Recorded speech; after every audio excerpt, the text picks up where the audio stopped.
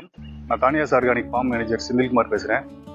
இப்போ நம்ம சமூக வலைத்திலிருந்து நம்ம பக்கத்தை பின்பற்ற ஒரு நபர் வந்து ஒரு கேள்வியை கேட்டிருக்காங்க. அந்த கேள்வி என்ன அப்படிங்கிறத பார்த்துட்டு அதுக்கான பதிலை நம்ம சொல்லுவோம். அதாவது பயிர் சுழற்சியை வந்து எப்படி திட்டமிடுறீங்க, அதனால என்னென்ன நன்மைகள் கிடைத்துள்ளன அப்படிங்கிற மாதிரி கேள்வி கேட்டிருக்காங்க. பயிர் சுழற்சி அப்படின்னு பார்த்தீங்கன்னா, இப்போ வந்து ஒரு பயிர் பண்றோம், அதாவது ஒரு கத்திரிக்காயே பண்றோம் அப்படின்னா, அந்த கத்திரிக்காயோட காலம் முடிஞ்சதுக்கு அப்புறம் அதுக்கப்புறம் வந்து அதை உழவு ஓட்டி போட்டுருவோம். போட்டுட்டு ஒரு சிறிய ஒரு 3 மாசம் 4 மாசம் கேப் விட்டுருவோம். கேப் விட்டுட்டு அதுக்கு அடுத்தபடியே வேற என்ன பயிர் வைக்கிறோம் அப்படின்னா, தக்காளி, மிளகாய், வெண்டைக்காய், ஆமணக்கு, இந்த மாதிரி வேற ஒரு பயிர் தான் வைப்போமே தவிர தொடர்ந்து ஒரே ஒரு பயிரை வந்து அடுத்தடுத்து பண்ணோம் அப்படின்னா அந்த இடத்துல வந்து அது சரியான வளர்ச்சியா இருக்காது, நமக்கு தேவையான மகசூலும் கிடைக்காது. ஸோ பயிர் சுழற்சி அப்படின்னா அதே இடத்துல அந்த கத்திரிக்காய் வரணும் அப்படின்னா அதுக்கப்புறம் வந்து ஒரு 4 சுகப்படியாக அந்த கத்திரிக்காய் அந்த இடத்துல வரும்.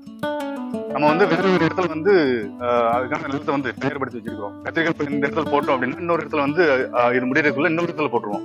அதுக்கப்புறம் வந்து இதை உழுது போட்டுருவோம். இதுக்கப்புறமா வந்து அந்த இடத்துல தக்காளி இல்ல வெண்டைக்காய் இல்ல மிளகாய் இந்த மாதிரி வேற மாற்று பயிரை தான் வந்து நம்ம அந்த இடத்துல நடவு செய்யணும். ஸோ இதே இடத்துக்கு அந்த கத்திரி வர்றதுக்கு ஒரு 2 வருஷம் ஆகும். ஸோ இந்த மாதிரி நம்ம பயிர் சுழற்சி வந்து நம்ம யூஸ் பண்ணிட்டு இருக்கோம். நன்றி.